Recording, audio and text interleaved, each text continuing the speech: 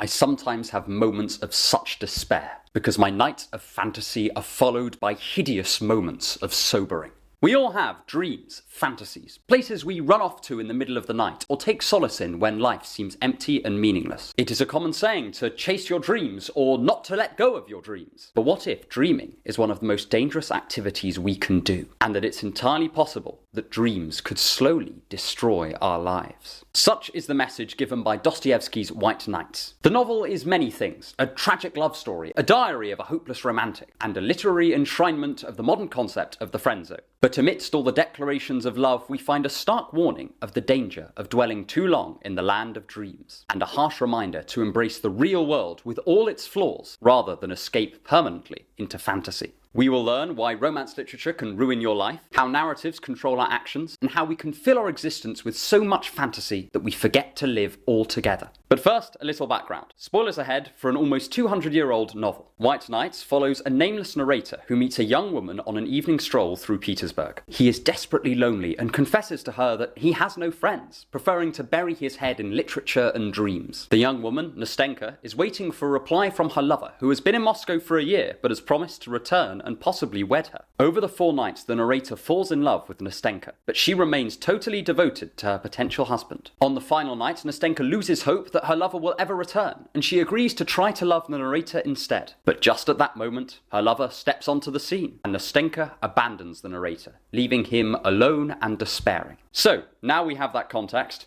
let's get started. 1. The danger of narratives. The narrator and protagonist of White Nights is a fascinating figure. He keeps meeting with Nastenka night after night, hoping that she will fall in love with him, despite her continued assurances that their relationship can be no more than a devoted friendship. But then we must ask, why does he keep coming back? And I think the answer lies in his love of narrative. Humans are storytelling animals. We are constantly on the lookout for narratives we can slot ourselves into. We might picture ourselves as a great romantic hero at the beginning of a relationship. We might seize on an image of ourselves as a great scholar seeking out ancient wisdom between the pages of old philosophy books. I am always struck by the fact that successful people tend to tell their rise to greatness as the inevitable conclusion of some grander narrative about their life, rather than recognize that success is often a mixture of a lot of practice, some lucky breaks, and some unfair advantages. The stories we tell ourselves about the world can be wonderful enrichers of our lives, but they can also bring us misery. They can trap us in patterns of behavior that draw us deeper into despair, and give us empty promises that our actions will surely pay off, even when the best decision might be to pack up and start on another quest that we can romanticize. And nothing brings out this human tendency to create stories about ourselves quite like the narrator of White Nights. He is trapped in the pattern of pretending to harbour no romantic intentions for Nastenka because he has an idea of how all of this will play out. He seems to think that eventually Nastenka will open her eyes and realise that her lover is never going to return, and that he was never the one for her anyway. In his mind, he is the dark horse protagonist of a romance novel, and he only has to wait for the final pages of the book when Nastenka will leap into his arms, shower him with kisses, and run off with him into the sunset. And the funny thing is, this almost does happen. She does give up hope for her lover's return, and she's about to run off with the narrator. But then the narrative comes crashing down. The lover is back, and far from Nastenka having a moment of inspiration where she realises that she has been pursuing the wrong man for all this time, she goes to the man she actually loves, and leaves the narrator alone again. And the thing is, this is entirely predictable. Nastenka has known her lover for far longer than the narrator, and she's waited a whole year for his return. It is not surprising that she ends up with him at the end, but it takes the narrator and the reader by surprise, because this is not how a romance story is meant to go. If this was a classic romance novel, Nastenka would realise her mistake, and our hero would be proven right. It would be demonstrated for all to see that love conquers all things, and that our aspirations and hopes for love will come true, if only we wait and have faith in them. But of course, none of this is the case in real life. It's all just wishful thinking. The universe has not promised us that the person that we pine after is going to love us back. The romantic narrative, like a lot of narratives, do not reflect reality, and Dostoevsky demonstrates that exceptionally well in this short book. White Nights is sometimes described as a standard romance novel, but I have a very different interpretation. It strikes me as a fantastic parody of so many of our romantic narratives, both from fiction and the ones we construct in our own minds. The hero does not get the girl, girl, despite all his good deeds, and this is not because Nastenka is capricious or cruel, but simply because she loves somebody else. Her lover is not an evil man, and she's not making some great error in abandoning our protagonist. He is an ordinary person just like the narrator, and he is one that Nastenka happens to love. There is nothing more to it than that. It may have a devastating effect on the narrator, but it is an upset of his own making. And this is where we find the second great critique of human narrative found within the book: the danger of lofty expectations. If you want more on philosophy and the art of learning, subscribe to my email list. The link is in the description. 2.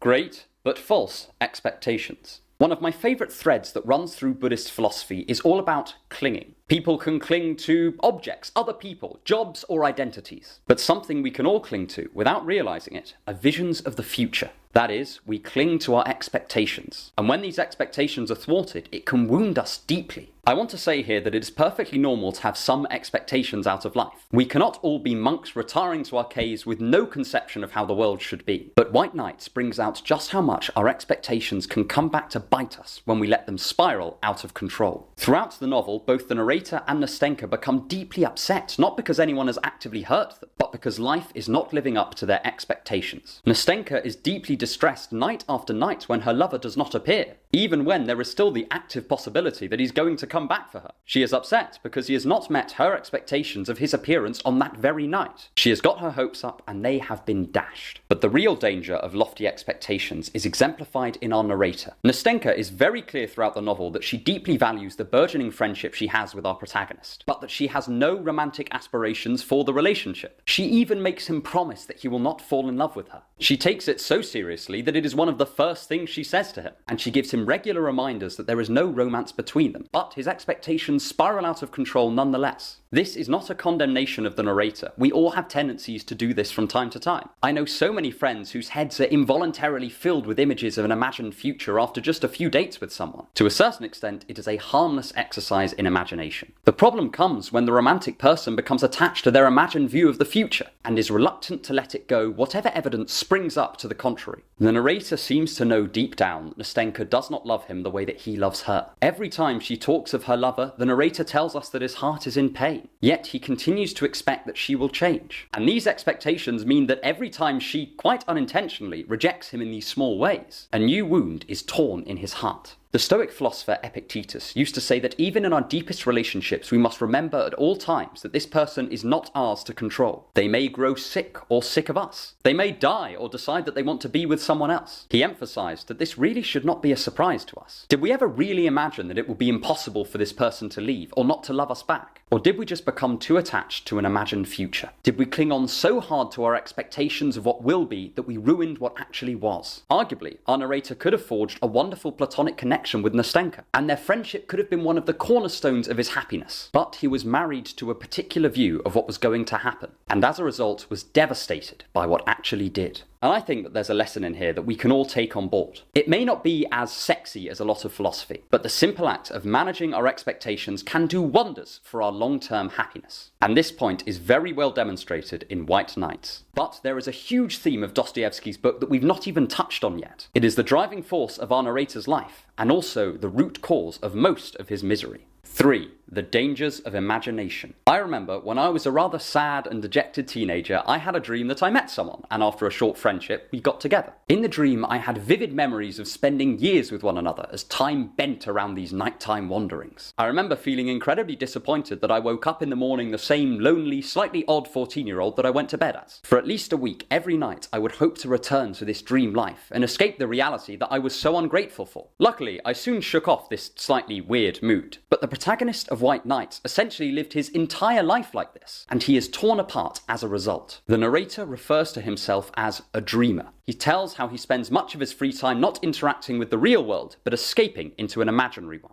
He creates stories for himself about the lives of the people around him and imagines that they were actually real. He explores the streets of Petersburg, but the real city is lost beneath the fog of his waking dreams. He dreams of romance, of adventure, of beauty, and of human connection. Most of all, he dreams of stories where he himself is the protagonist. In his fantasies, the world revolves around him, and he is the main character of life itself. He finds this alternate universe where he is the focal point of meaning much more preferable to the dingy reality of the real world, where he is an ordinary young man who has not yet accomplished much of anything in life, and he speaks of a dreadful day when he fears it will all come crashing down, when his fantasy will finally break. He will be lying on his bed when all of his imagined adventures suddenly fall away, and he will be confronted with the bare and harsh reality of his life. He will realize that he is just a person, the same as anyone else, and so intoxicated has he become by his own dreamed up significance that he will be left dejected, desperately trying to escape back into his imagination, yet unable to completely immerse himself there again. He lives in fear of this day happening, yet at the same time he accepts that it is inevitable. He has become addicted to his own imagination, and it is slowly sucking the life out of him. After all, why engage with the real world when fantasies are so much more attractive? Now we have more ways to escape than ever, and so I think this message is particularly pertinent today. The narrator reminds me of a type of person that Kierkegaard talks about in his classic work on despair, The Sickness Unto Death. He talks of how people can blind themselves to their own misery by retreating into an imaginary world. They fantasize about all the ways life can go for them, all of the paths they could take, until one day the illusion can no longer be maintained, and their despair pounces upon them, all the more potent for having been ignored for so long. But there is some nuance I'd like to add to this interpretation, because as much as the protagonist in White Knights is a great takedown of this idea of imagination, the book's very existence offers a counterpoint to this. After all, it's down to Dostoevsky's imagination that we even have this novella. It is through his stories that we gain access to some of the most valuable philosophical and psychological insights of the 19th century. One of the reasons that I love White Knights is because of this constant philosophical tension. On the one hand, the story hammers home the message that we should be too careful about dwelling for so long in our imaginations. But on the other hand, the very existence of Dostoevsky's works is a reminder of the great power of storytelling to communicate thought in a rich and meaningful way unmatched by other media. So there is inevitably a mixed message here because of the conflicts between the form and content of the work. But my key takeaway is this: imagination is a powerful thing. It is powerful enough to give voice to some of the greatest philosophy of the post-industrial world. But at the same time, it is so powerful that it can begin to seduce us. It can capture us in its web and whisper promises in our ear that reality can never live up to. So while fantasizing can be one of life's greatest pleasures, it is no substitute for a thorough and active engagement with the real world. Or at least, that is what I take from Dostoevsky's work here. But now I want to return to the point of the dreamer desperately wanting to be the hero of their own story, and uncover what I think is the cause of much of the suffering in this classic tale. 4. Ego, romance, and suffering. I remember a friend of mine was once in a terrible relationship for a very, very long time. He stuck around even though he was desperately unhappy, and he knew he had to leave for his own peace of mind. During one of our coffees, I asked him why he continued to stay with his partner, and he said something that has always stuck with me. He said, "I like what being with someone like her says about me. It makes me feel attractive, even if I am miserable." And I was struck by this, because the relationship would make him desperately unhappy. Yet he was prepared to go through all of this because of what it did for his self-image. It protected him from one of his deepest fears, that he was unattractive. And he was afraid that if he left the relationship and failed to find someone else, that all his worst fears about himself would be confirmed. Most of us, myself included, are prone to this sort of behavior. We put ourselves through unhelpful or self-destructive behavior patterns because we're trying to guard some aspect of our own ego. And this human tendency comes out very clearly through the cast of White Knights.